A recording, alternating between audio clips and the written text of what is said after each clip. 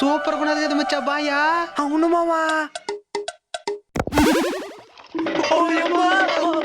రాబాకండి బాయిలోకి. ఏంది మామ బాయ్ మాట్లాడుతున్నాదా? మీలాంటి బేవర్ సేదవులు మాట్లాడచ్చు, బాయి మాట్లాడకూడదా? లోపలికి ఎందుకు రాకూడదు అంటున్నావు? స్నానం చేసి ఎన్ని రోజులైందే? ఉగాదికి చేస్తుండా. మనం పర్ఫెక్ట్ గా ఉండం, మనం దిగచ్చు బాయిలోకి. ముందు నిన్నేలా రానియకూడదా? నేనేం చేసినా? ఏమి చేసినేవా? మొన్న పైదాకా పోయి పాస్ పోయి రాకుండా నీళ్ళలోనే పోసేసావు. పక్కనోడు ఏంద్ర వేడిగా ఉండదని అడిగితే కింద నుండి భూగర్భ జలాలు వస్తాయని చెప్తావా? సరే నేను వస్తా లోపలికి. నీకు అసలు ఈతే రాదు కదా పిల్ల బచ్చా. అయితే మేము వెళ్ళిపోతాంలే. సరే రండి. అయితే నేను చెప్పిన పని చేయాలి.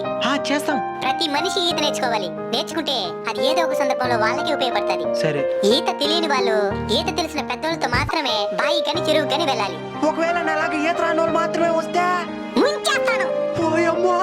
మెట్ల మీద జాగ్రత్త